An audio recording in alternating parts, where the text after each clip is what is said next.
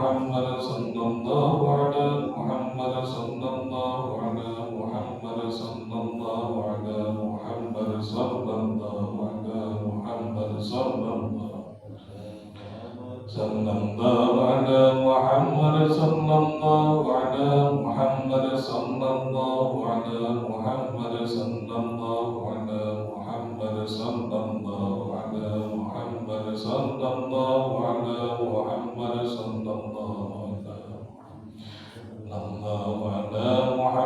صلى الله على محمد صلى الله على محمد صلى الله على محمد صلى الله على محمد صلى الله على محمد صلى الله على محمد صلى الله على محمد صلى الله على محمد صلى الله صلى الله على محمد صلى الله على محمد صلى الله على محمد صلى الله على محمد صلى الله على محمد صلى الله على صلى الله على محمد صلى الله على محمد صلى الله على محمد صلى الله على محمد صلى الله على صلى الله على محمد صلى الله على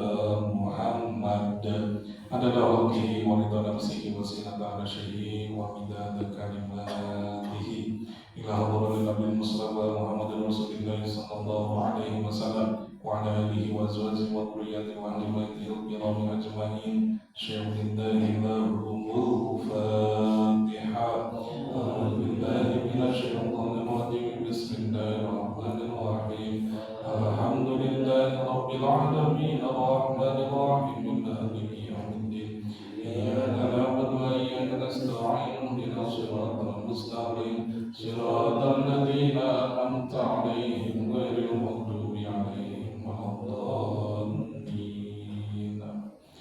Selanjutnya melanjutkan Fatihah dari guru-guru dan sadayana wabil khusus bagaimana rezeki Muhammad sallallahu alaihi wasallam melalui jalan masal melalui Muhammad bin Hasan Abdurrahman bin Arbi Muhammad Syatibi Muhammad Guntur melalui Muhammad Syatibi Muhammad Dang Muhammad Kuningan melalui Syekh Muhammad Madura melalui Syekh Muhammad Al-Bantan Syekh Indah lahumul Fatihah. A'udzu billahi minasy syaithanir rajim. Bismillahirrahmanirrahim. Alhamdulillahi rabbil alamin arrahmanir rahim maliki yaumiddin.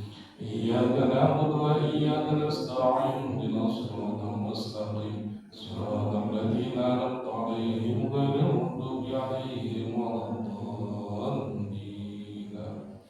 Salajengna urang kitab Fatihah kanjeng penulis kitab As-Siyam Syekh Abdullah Sirajuddin Al-Husain qala rahimahullah ta'ala wa nafa'ana bihi wa bi ulumuhi wa bi umurihi fid dharain lahul Fatihah. A'udzu billahi minasy syaithanir rajim. Bismillahirrahmanirrahim. Alhamdulillahi rabbil alamin arrahmanir rahim maliki yaumiddin. Iyyaka na'budu wa iyyaka nasta'in ihdinas siratal mustaqim siratal ladzina an'amta 'alaihim ghairil maghdubi 'alaihim waladdallin. Bismillahirrahmanirrahim. Bapak-bapak, ibu-ibu yang kuprimados dihormat saling dimuliakan Allah. Hari ini kita lanjutkan pembahasan kita yang minggu kemarin. Tetapi kita coba membuka kitab yang lain gitu ya. Minggu kemarin kita buka kitab Asrarus Shaum, rahasia-rahasia Shaum. Ini saya tertarik ada judul kitab As-Siyam yang ditulis oleh Syekh Abdullah Sirajuddin Al-Husain. Siapa beliau? Beliau adalah keturunan baginda Nabi sallallahu alaihi wasallam yang lahir sekitar 1900-an begitu ya. Kemudian di dalam kitab ini diterangkan tentang adabuh, tata krama, matalibuhu, tuntutan atau tujuan-tujuan puasa, fawaiduhu, faidah-faidahnya, fadailuhu, dan keutamaan-keutamaan puasa. Jadi tidak menceritakan lagi tentang fikihnya, tidak menceritakan batal puasa, syarat puasa, terus rukun puasa. Di sini menceritakan tentang dari segi ilmu ihsan, ilmu tasawuf. Bismillahirrahmanirrahim. Bapak Ibu yang dirahmati Allah Subhanahu wa taala, kadang kita mendengar ada kata-kata saum, ada kata-kata siam gitu ya. Sebetulnya dua kata ini berasal dari satu kata soma, yasumu, siam gitu ya. Berarti masdar. Kalau dalam ilmu tasrif sama dengan koma, yakun, kiamat. Ternyata dari kata ini para peneliti itu melihat itu semua. Di dalam Al-Quran, kata-kata saum itu hanya satu kali dituliskan, hanya satu kali. Ada yang hanya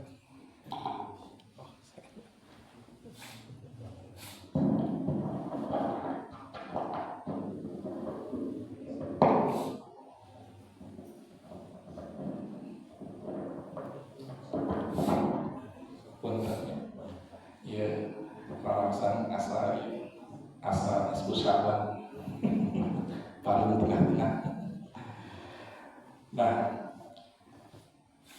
kalau Asia, kata-kata Asia itu tertulis di dalam Al-Quran itu 8 sampai 9 kata Asia. Seperti di dalam surat Al-Baqarah ayat 8 ini itu Asia. Kama kutiba ya ayyuhalladzina amanu kutiba alaikumus siyam gitu. Siyam. Nah, para ulama sebagian mengatakan saum, kata saum yang ada di dalam Al-Quran itu hanya ada di dalam Quran surat Maryam.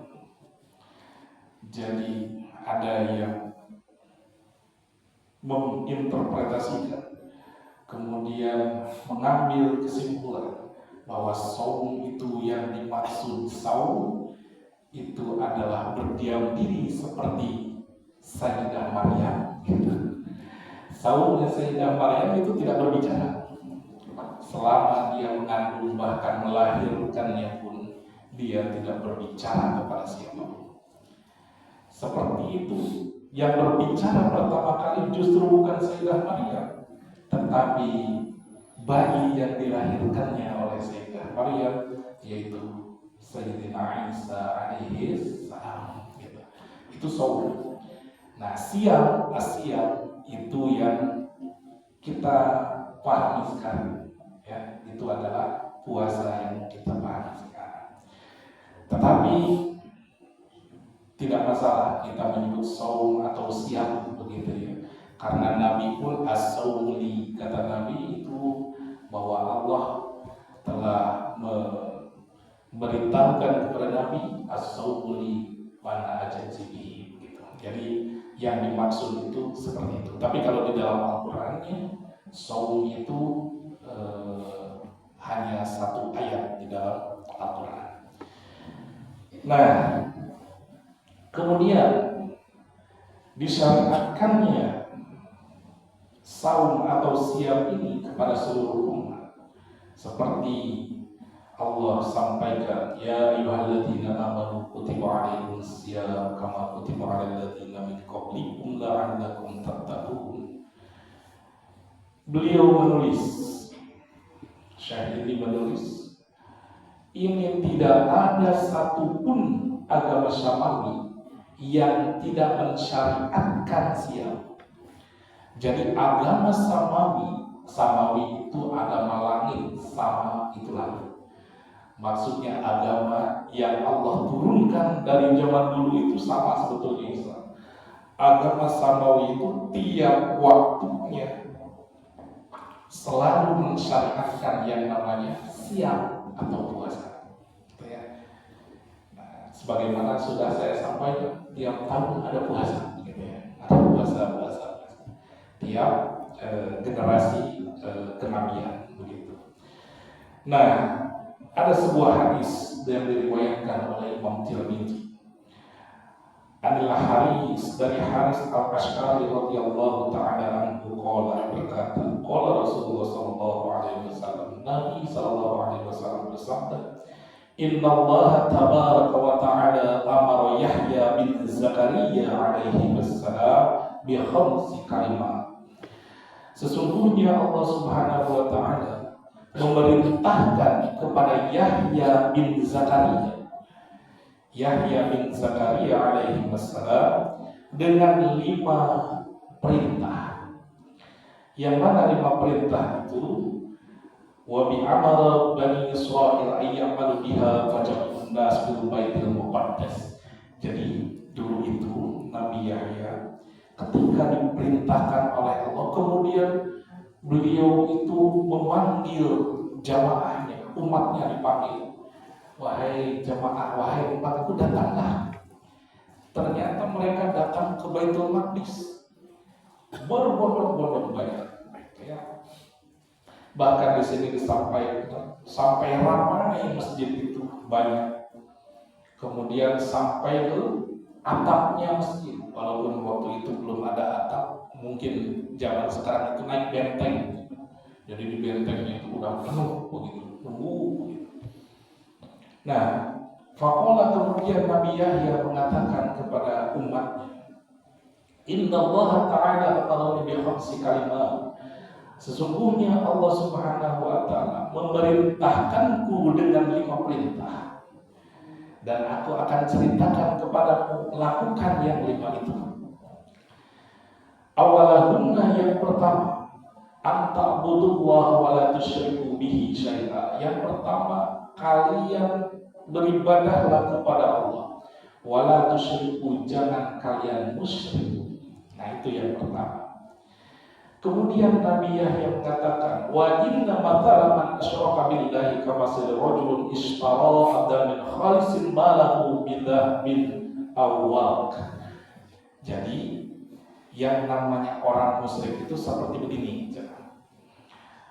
Ada seorang laki-laki, kemudian seorang laki-laki ini membeli abid, membeli hamba sahaya, membeli budak. Membelinya itu dengan harta dia, dengan emas dia, dengan perak dia, dengan uang dia, pakai itu. Kemudian setelah dibeli, ini abid ini, budak ini kemudian dibilang sama orang yang membelinya itu, kamu sudah saya bayar, sekarang kau bekerja untukku. Ternyata orang ini, si hamba sahaya ini, bekerjanya untuk tuan yang lain. Nah, itulah musyrik itu seperti itu. Jadi orang terus beli banyak gitu ya. Oh, supaya kerja ke orang, ternyata dia kerja ke yang lain. Sehingga seperti itu. Berarti orang yang membelinya pasti marah kepada si hamba saya. Itu orang misalnya daripada orang yang musyrik. Nah, jadi nggak ridho begitu orang yang membelinya, nggak ridho. Kemudian yang kedua, Inna Allah Ta'ala malakum bis sholat. Yang kedua, Allah menyuruh kalian untuk bersolat.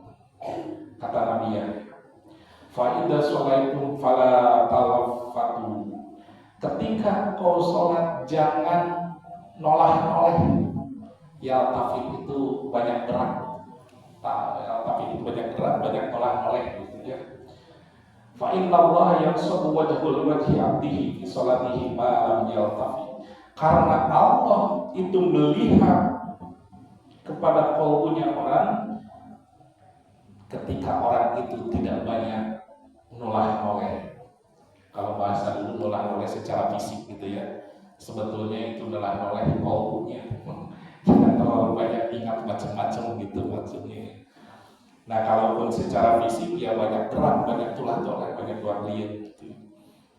Ini kejadian pernah suatu ketika mau pergi sholat, ada jemaah ini ya baru belajar sholat, baru belajar ngaji gitu ya.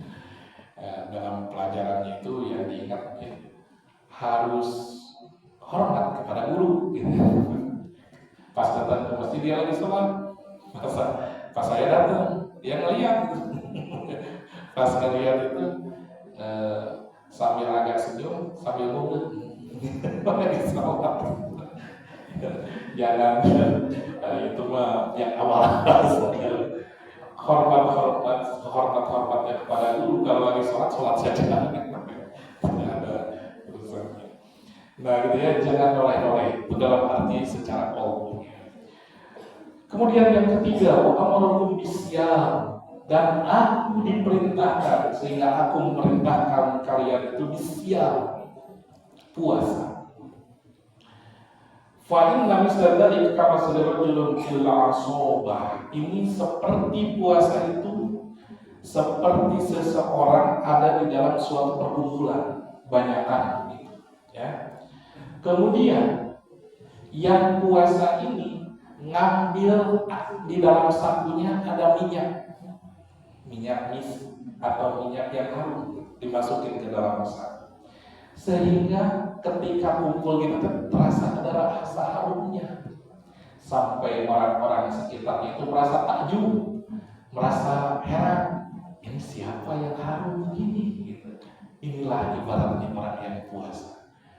Jadi orang yang puasa itu tak akan ada yang tahu kecuali dirinya dengan Allah. Tapi orang-orang merasa harum, merasa keberkahan, gitu ya. Itu diibaratkan orang yang puasa. Hari kita apa? Kumpul-kumpul, ada yang bau aneh-aneh, gitu ya. Itu mah beda lagi, gitu ya. Kemudian yang keempat, wa'amarakum bis-shadaqah. Kemudian yang keempat, kalian diperintahkan untuk bersedekah. Fa'inna misla dzalika kama sallallahu rajul. Ini orang yang bersedekah seperti orang yang ditangkap. Orang ini ditangkap, tangannya diikat, kakinya diikat.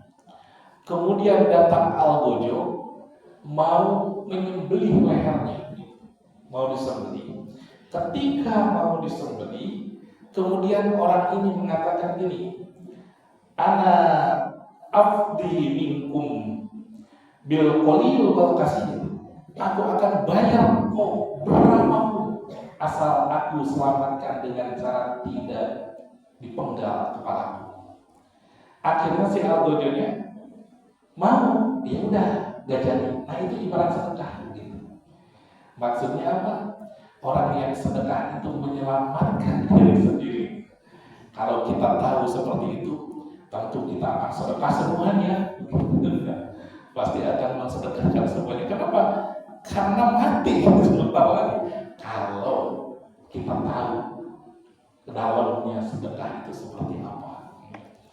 Bahkan ini diibaratkannya ya begitu. Mau kecil mau besar berapapun, walaupun semua harta aku berikan, yang penting selamatkan aku. Atas KPP itu pasti dipastikan sadayana. Nah itulah sedekah. Sedekah. Udah mah kumaha, guys, makanya Bapak Ibu, saya sering mengatakan berulang, mumpung orang mah belum kaya, sok sedekah aja. Tok ngantosan kaya, bohong. Ayo menyebatkan ke sedekah mau pamit perseueuran ajisna, bohong. Saya jamin bohong, 100% bohong. Kenapa? Beda. Kita punya uang 10.000, saya sering mengumpulkan punya uang 10.000, mau diberikan diinfakkan ke RU umpamanya 5.000, gampang. Dan 10.000 setengah nawe bagi 50%. Gaduh 100.000, gampir 50.000 kasihkeun ka DKM. Kangge kemakmuran masjid kasihkeun 50.000. Masih kene umpama teh gaduh 1 juta, rada mikir saeutik. Setengah nanti udah setengah nanti 50%. 500.000 kasihkeun ka DKI walaupun rada saeutik kena hati itu. Coba gaduh kartu 100 juta. Coba gaduh kartu 100 juta. Kudu konsisten 50%. Masih kita setengahnya 50 juta kang DKI dan mikir. Jadi tos kaya mama bapak mikir. Jangan dikira gitu ya. Cuma nanti masihan sedekah sama 100 juta. Ya alhamdulillah ya, orang masih gitu. Tapi lihat dia kekayaannya berapa? 1 triliun umpamanya. Itu cuma berapa persen? Nah inilah adilnya Allah. Allah melihat siapa orang yang bersedekah bukan dari besarnya, tapi bagaimana dia perjuangannya. Mungkin orang yang miskin itu mengeluarkan 5.000, mengeluarkan 10.000, mengeluarkan 50.000, itu hidup matinya. Mengeluarkannya itu untuk makan seharian. Makanya Allah melihat itu yang lebih baik. Gitu ya. Orang kaya 100 juta padahal cuma berapa persennya. Kalau mau ya konsisten 50% terus gitu 50%. Itulah yang dimaksud dengan hamba Allah itu. Gitu ya hamba Allah itu. Makanya dulu Sayyidina Umar pernah begini kepada Rasulullah, wahai Rasulullah, aku ini nih mau sedekah berapa? Setengah dari kekayaanku. Jadi Sayyidina Umar dihitung kekayaannya, rumah dan sebagainya, setengahnya mau dikasihkan kepada Nabi. Setelah itu datang Sayyidina Abu Bakar, wahai Rasulullah, aku mau sedekah. Berapa sedekah? Aku mensedekahkan seluruh hartaku tanpa terkecuali. Kaget kan Umar bin Khattab, kenapa semuanya? Cukup bagiku, kata Abu Bakar, cukup bagiku Allah dan Rasulnya. Luar biasa ya. Kemudian kata Umar bin Khattab, sebagaimanapun aku bersedekah, aku tidak akan pernah melampauimu, wahai Abu Bakar. Nah itulah hamba Allah yang sebenarnya. Jadi kalaupun mau bersedekah tidak apa-apa, nama sendiri saja. Kalau nama Abdullah hamba Allah, isinya buku Abu Bakar, Umar bin Khattab gitu. Setengahnya. Iya Pak, ingat saya. Entong pada kain itu yang pada sedekah sabaraha 100.000 tisah hamba Allah. Entong teman entong itu jangan boleh. Bisa terjadi.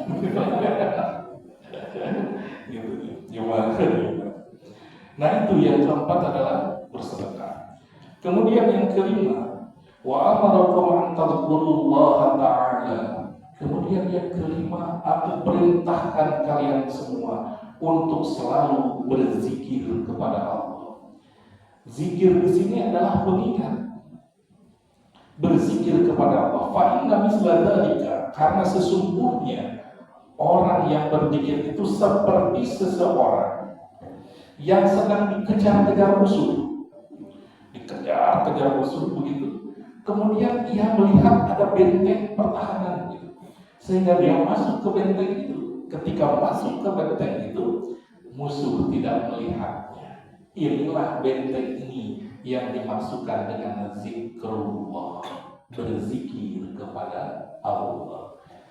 Jadi lawan orang dikejar musuh orang kan setan, musuh orang kan iblis dan kawan-kawannya. Lagi dikejar itu, kita harus punya benteng. Bentengnya apa? Zikrullah, itu bentengnya.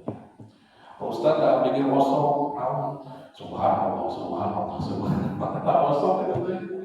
itu mah bukan mengingat, tapi nyebut.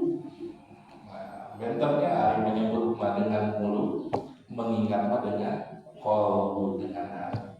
Berarti Ustaz tidak boleh, harus dengan menyebut juga supaya membantu hati ingat. Makanya orang lamun niat Imam Asy-Syafi'i ini harus dilafazkan gitu ya. Sunnahnya dilafazkan. Nawaitu sauma godin.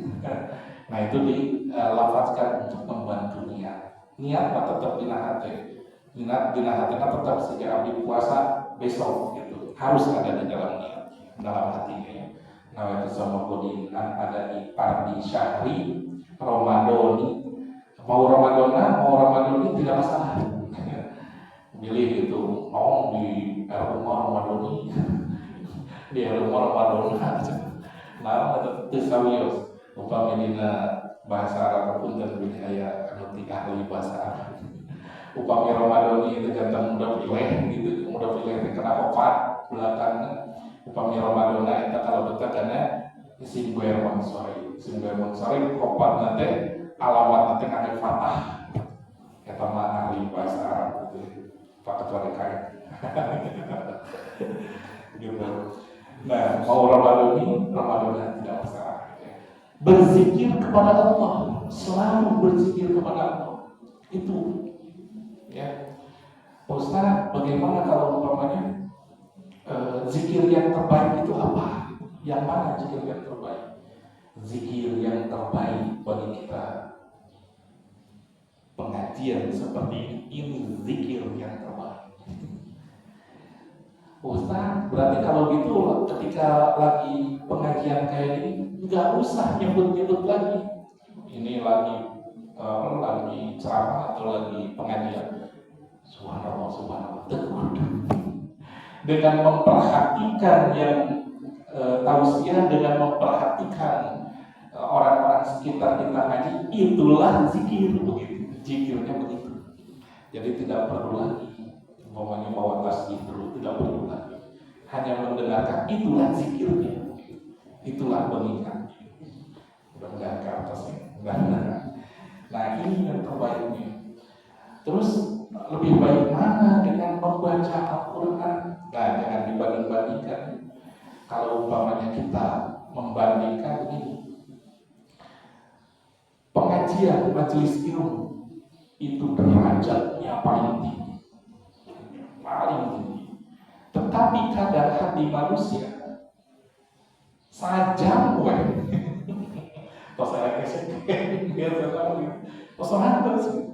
makanya kondisi kolbu manusia itu perlu beberapa hal. Tidak ngaji terus, kadang baca Quran pun ya, tadarus atau tadarus itu meresap ke kolbu. Itulah hati manusia uniknya. Misi umpamanya katakan, wah karena majelis ilmu itu paling tinggi, saya naik ngaji sakwai satu itu ngaji video pengajian, lupa itu pengajian. Seperti itu kumaha udah lewat masanya bapak ibu. Kudu nama kabungkur jadi santri, ayo namanya capek gitu. Kadang hati manusia itu ketika baca Quran ngalakat ya. Ketika kita baca sholawat, makanya banyak aja yang dilakukan itu tidak hanya satu, gitu ya, tidak hanya satu ngaji terus, gitu ya. Nah, makanya ada hati manusia yang seperti itu, gitu ya, hati manusia. Nah, Bapak Ibu yang dirahmati Allah Subhanahu Wa Taala, kemudian nih ceritakannya, Ruya Abbazar diriwayatkan oleh Imam Abbazar an Abi Sa'id radhiyallahu anhu, dari Abi Sa'id radhiyallahu ta'ala anhu, Sayyidus syuhur syahrul Ramadan wa 'adhamuha hurmat Dzul Hijjah. Dari Abi Sa'id mengatakan begini, rajanya bulan, jadi bulannya ayah raja sanes presiden lainnya di Indonesia. Bulan itu ada rajanya. Mana rajanya? Syahrul Ramadan. Rajanya bulan itu adalah Ramadan. Wa a'zamuha Dzul Hijjah. Dan yang paling dimuliakan, bulan yang paling dimuliakan itu adalah bulan Dzul Hijjah. Itu menurut Imam Abi As'ad. Nah, diriwayatkan lagi warwiya At-Tabrani menurut Imam At-Tabrani, an Abdullah bin Mas'ud radhiyallahu anhu, dari Abdullah bin Mas'ud, beliau adalah sahabat Nabi ya, Ibnu Mas'ud. Qala mengatakan begini, Sayyidus syuhur, rajanya bulan, syahrul Ramadan, itu adalah bulan Ramadan. Wa sayyidul ayyam yaumul Jum'ah, dan sayyidnya hari itu adalah hari Jumat. Makanya sering dengar ya, sayyidul ayyam itu hari Jumat. Gitu. Makanya gabunglah ini ke rumah Ramadan hari Jumat deh. Alhamdulillah, itu yang luar biasa. Bila rajana bulan, hari sayyidna deh Jumat. Jangan dilewatkan ya di hari Jumat, malam Jumat itu luar biasa, karena ada sayyid dan ada raja bulan dan raja hari gitu ya. Nah, karena yang menyatakan ini adalah orang-orang yang luar biasa. Dulu ini diceritakan ya, ada seorang Imam Ash-Shibli, kalau pernah dengar ya. Pasti kalau kisah-kisah ini berhubungan dengan ilmu sufi, ilmu tasawuf gitu ya. Nah, dulu ada imam yang bernamanya Imam Ash-Shibli. Beliau lahir sekitar 300 Hijriah. Beliau itu muridnya daripada Imam Syekh Junaid al-Baghdadi. Wah, luar biasa ini, orang-orang luar biasa. Ini Imam Ash-Shibli tokoh sufi terkenal. Beliau ini lahir sebelum zamannya Imam Al-Ghazali yang kita kenal. Jadi sebelum itu ya. Suatu ketika dia itu sedang berjalan. Ketika berjalan itu, kemudian dia dirampok sama sekelompok orang yang langsung menghadapnya, langsung dibawa gitu ya, dibawa ke pemimpin rampoknya, dibawalah ke sana. Pas di markasnya, Bapak Ibu semuanya, di markas rampok itu, ini mereka makan. Imam Ash-Shibli melihat bawaan barang dia itu dia makan, kecuali ada satu yang tidak. Siapa?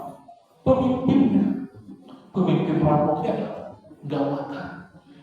Kemudian Imam Ash-Shibli bertanya karena penasaran, wahai pemimpin rampok lah, gitulah bahasanya. Wahai ketua geng, bahasanya gitu, kenapa engkau tidak makan? Ini si pemimpin rampoknya bilang, oh tidak, aku tidak makan, aku sedang puasa. Badanku rampok puasa. Pemimpin rampok puasa. Ya Allah. Dan bedanya rampok kain dan rampok bahdil itu beda. Zaman bahdil mah rampok rampoknya ayah Adam, ayah rampok beradab gitu. Beda zaman dulu. Merampok itu tidak dengan perempuan yang enggak gitu. Jadi ayah Adam oke, zaman panggilan ayah nama zaman akhir zaman. Nah, ini ketua perampoknya enggak makan, ternyata puasa. Imam Shibli bingung, ini kenapa engkau rampok tapi berpuasa? Akhirnya Imam Shibli setelah udah tidak ada makanan, kemudian dia dibebaskan. Bertahun berganti tahun, Imam Shibli kemudian pergi ke Mekah untuk tawaf. Pas tawaf bertemu dengan si perampok ini, ketua perampoknya, ketemu kaget kan Imam Shibli, wahai ketua perampok tawafnya. Kenapa tawaf? Wahai Imam Shibli, karena aku puasa, menghormati puasa itu, walaupun dulu aku rampok gitu. aku mendapatkan berkah, yaitu bisa mengenal Allah. Sudah lepas dari yang namanya rampok-rampoknya itu berkahnya dia menghormati bulan Ramadan. Gitu ya. Mudah-mudahan kisah itu tidak wajib dipercaya diimani dan memang kisah tidak masalah, gitu ya. Tetapi ilmu-ilmu sufi ada di dalamnya, gitu ya. Maka hormatilah bulan Ramadan ini, hormatilah bulan Ramadan ini, gitu ya. Nah, bahkan di lain kitab disebutkan ada seseorang pemuda. Pemuda ini pemuda yang pasien. Pasien itu apa? STMJ. Ya, jadi kebanyakan maksiat begitu ya. Yaitu orang pasien. Ada seorang pemuda. Tetapi berbeda ketika mau Ramadan, dia itu sangat hormat dengan Ramadan. Sampai dia itu pakai pakaian yang paling bagus dipakai, yang asalnya antara sholat Ramadan. Kemudian dia itu yang tidak pernah sedekah. Kemudian yang tidak pernah puasa di Ramadan. Bahkan sebelum Ramadan terus siap-siap. Terus sebelum Ramadan itu bunga bisa hiking gitu. Berangkat hiking gitu. Sampai ke puncak gitu. Karena bunga gitu. Orang ini menghormati Ramadan itu dari sebelumnya. Pakai, pokoknya yang terbaik dipakai. Begitu ya. Nah, karena saking menghormatinya Ramadan, tiap Ramadan begitu. Akhirnya suatu ketika dia meninggal. Tapi saat dina saleh Ramadan terkenal orang pasien. Suatu ketika ini ada seorang alim bermimpi bertemu ketika orang ini sudah meninggal. Bertemu dalam mimpinya, melihat dia itu diberikan tempat oleh Allah di tempat yang bagus, gitu, di tempat yang mulia. Kemudian ditanya, wahai pemuda, engkau ini dulu itu kan sering fasik, melakukan hal-hal yang kurang baik. Kenapa engkau di tempat yang bagus seperti ini? Kemudian si pemuda ini mengatakan, ini Allah mengampuniku karena aku sangat menghormati bulan Ramadan. Ini ya hormatkan Ramadan. Anu pasang wae itu kotoran ahli ibadah. Karena kenapa hormatkan Ramadan? Tapi jangan jadi dalil. Orang Ramadan ya. Nah ini mah kisah. Tidak semua orang bisa menikmati itu. Ini mas sebagai pemicu semangat kepada kita. Yang begitu saja udah bagus, apalagi kita menjadi orang yang baik selamanya. Begitu ya. Insya Allah amin ya Allah ya Rabbal alamin. Nah selanjutnya Waruwiya Tirmidzi, kemudian diriwayatkan dari Imam Tirmidzi, wa Abu Darda dan Imam Abu Darda, wa Nasai dan Imam Nasai. Berarti semua imam habis meriwayatkan ini. An Abi Hurairah radhiyallahu ta'ala anhu, dari Abi Hurairah radhiyallahu anhu, anna Rasulullah sallallahu alaihi wasallam qala, Nabi sallallahu alaihi wasallam bersabda, man aftara yawman min Ramadan min ghairi rukhsah. Nah ini hati-hati. Barang siapa yang berbuka satu hari saja min Ramadan, di bulan Ramadan, satu hari saja, min ghairi rukhsah, tanpa ada rukhsah sedikit pun. Sakit ente, pokoknya teu aya naon, teu perjalanan teuing teu, buka we aja. Nah segala kieu, maka orang tersebut satu hari orang tersebut tidak bisa menggantikan keutamaan walaupun dia berpuasa yaumud dahar, walaupun dia berpuasa dahar. Apa itu dahar? Sepanjang tahun. Bayangkan, satu hari saja di bulan Ramadan orang buka tanpa sebab, tanpa yang diperbolehkan, maka keutamaannya itu tidak bisa diganti walaupun dia puasa sepanjang tahun. Berarti sepanjang tahun satu tahun kayak 360 hari dikurangi Ramadan 30, berarti 330 hari. Walaupun dia puasa 330 hari terus tiap hari, tidak bisa menggantikan keutamaan satu hari di dalam bulan Ramadan. Bayangkan, makanan lebaran. Ini hadisnya sahih, diriwayatkan oleh semua imam hadis. Lebarannya makanan kami itu tahun coba-coba namanya coba-coba buka bagi kita ayat rukhsah begitu. Kalau ada rukhsah tidak masalah gitu. Upamanya ada rukhsah tidak masalah gitu. Ya Allah ya Rabbi. Qala ulama, bahkan sebagian ulama mengatakan begini, jikalau ada orang ini kemudian berbuka tanpa sebab, kemudian dia itu ingin menggantinya dengan cara apa? Dengan cara qiyamul lail, dengan cara puasa dahar, dengan cara apapun tidak bisa mengganti yang satu hari itu. Jadi satu hari di bulan Ramadan itu berharga, sangat berharga. Makanan lebaran, upami ayat sebagian dari kita puasa itu hanya dapat laparnya saja, rugi sebetulnya. Kenapa rugi? Ya rugi karena ini disebutkan dalam hadis, dalam satu tahun orang puasa itu bisa ngayakan yang fadilahnya yang satu hari itu lebaran. Makanya daripada ngurangan karena pahala, terus mendingan tidur. Kepuasa itu mendingan tidur daripada ngurangan pahala. Ngurangan pahala itu yang gibah.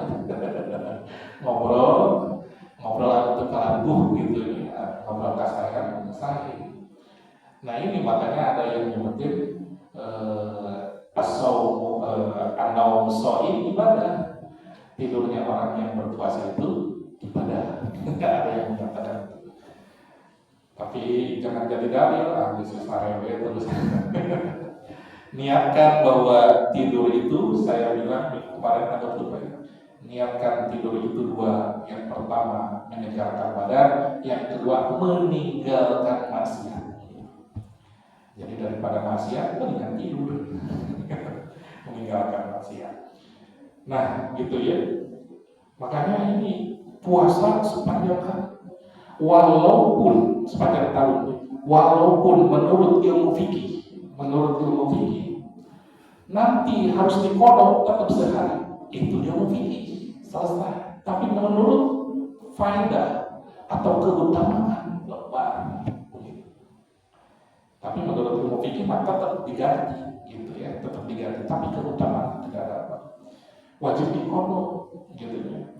Kecuali orang yang sakit, ini menurut ilmu fikih yang sakit, maksudnya orang yang sakit, musafirnya itu 90 km, sana sedikit ke Batu Jajar musafir, orang langsung balik ke Tepok, 90 km tidak jadi kata gitu ya. Nah, itu boleh, itu tidak apa-apa, itu nggak rusak ya rusaknya. Terus pingsan, harus pingsan ya, kata Nabi. Tapi pingsannya sama pingsan sadar, pingsan ulami. Ya ini bikin kasontan gitu. Nah itu boleh berbuka intinya. Nah terus aya oge anak upami sigat itu ngan wajib kodok unggul gitu. Umpama teh urang berangkat ke Jakarta sehari atau batal, maka wajib dikodoan kayak sekali santos lebaran katanya. Aya oge wajib pidiah unggul. Ya masalahnya dina perkawis fikih supados menyambung dengan yang mudah tadi. Wajib anu fidyah hukum mana fidyah anu kahiji orang anu geus tua bisa. Udah sangat tua, udah nggak kuat untuk puasa, nah itu wajib fidyah hukum. Wajibnya fidyah hukum tidak perlu diqada, wajib bayar fidyah saja. Atau orang yang sakit dan tidak mungkin sembuh gitu. Jadi dia itu sakit dan tiap hari kudu minum obat itu gitu. Ya, siangnya itu maka dia tidak apa-apa, tidak puasa, bayar fidyah saja. Kapan bayarnya? Mau langsung boleh, mau nanti setelah lebaran pun boleh, tidak apa-apa. Ya bagusnya ya sebelum lebaran fidyahkan saja di sini di DKM-nya ke PC gitu. Tapi ada juga ini yang jarang ya, mas sedikit aja. Wajib qada, wajib fidyah, nah ini yang terjadi kebanyakan. Wajib qada, wajib fidyah, maksudnya apa? Ya dia itu berbuka, tapi karena tetap wajib diqada, wajib fidyah oke, double. Bagi siapa ini? Ini bagi orang yang berbuka karena kasihan kepada orang lain. Maksudnya bagaimana? Kita lagi hamil nih, nah, kasihan kepada anak kita, makanya kita berbuka. Nah, yang berbuka seperti ini, maka dia itu wajibnya double, wajib qada dan wajib fidyah gitu ya. Nah ini hati-hati biasanya ibu-ibu ya, bapak-bapaknya diingatkan ibu-ibunya. Atau punya anak masih bayi lagi menyusui begitu, lagi menyusui karena ada lagi puasa masuk, tanda sedikitnya ada panggilan untuk minum. Itu berarti karunya kemudian itu kabayi itu karunya udah bawa gitu karunya. Akhirnya gimana? Akhirnya dia itu berbuka, kasihan kepada anak ini, bayi ini. Nah, ketika buka itu hari itu, umpamanya sehari, 2 hari atau 3 hari, maka tetap nanti wajib qada selama harinya itu dan wajib fidyah selama hari itu. Itu mah double begitu, jadinya itu mah double. Wah, Pak Ustaz ini ieu abdi mah alim fidyah, alim qada. Tapi hayang buka kumaha eta? Aya kita oke boleh. Teu fidyah teu qada. Naon eta? Syaratnya orangnya majnun. Syaratnya orangnya gila. Eta mah boleh. Teu kudu fidyah, teu kudu qada. Mana? Kalau yang gila mah bebas gitu. Badai dosa jamnya terus. Itu tinggalkan itu jam 5 terus itu. Tadi teh bahas terus merdam lima. Aduh ya Allah. Cekap pangintennya mudah-mudahan aya manfaatnya insyaallah urang lanjutkeun di minggu depan. Urang buka we kita ieu ini rahasia-rahasia sarung pilih bosan dina pikir padahal teu kayak bosan ya tapi salin-salin we ra disempil-sempil gitu perkawis sarung. Tapi ternyata nyarios ke sarung itu beres-beres syukur dengan kita masuk gitu ya. Mudah-mudahan Allah Subhanahu wa taala memberikan kesehatan kepada orang sekalian, memberikan kegiatan kami ibadah dan Gusti Allah wabil khusus di saum Ramadan ini. Mudah-mudahan orang biasa ngahormat karena sesi Ramadan ini. Amin ya rabbal alamin. Cakap panginten sabacan ditutup seperti biasa pada urang zikir hasbi rabbi. Bismillahirrahmanirrahim. Hasbi rabbi jalallah ma fi qalbi ghairullah nur Muhammad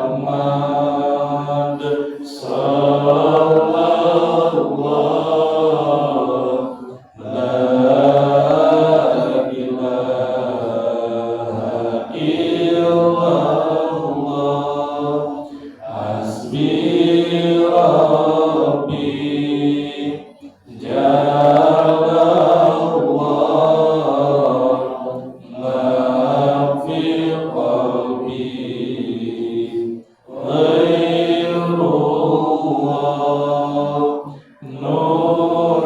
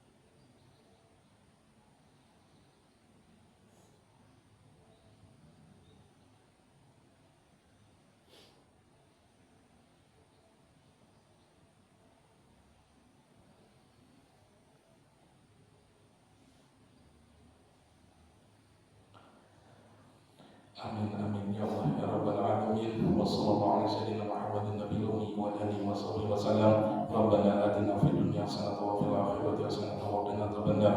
Subhana rabbika rabbil izzati amma yasifun wa salamun alal mursalin walhamdulillahi rabbil alamin. Barakatullahul Qur'an al-Fatihah. A'udzu billahi minasyaitonir rajim. Bismillahirrahmanirrahim. Alhamdulillahi rabbil alamin. Ar-Rahmanir Rahim. Maliki yaumiddin. Iyyaka na'budu wa iyyaka nasta'in.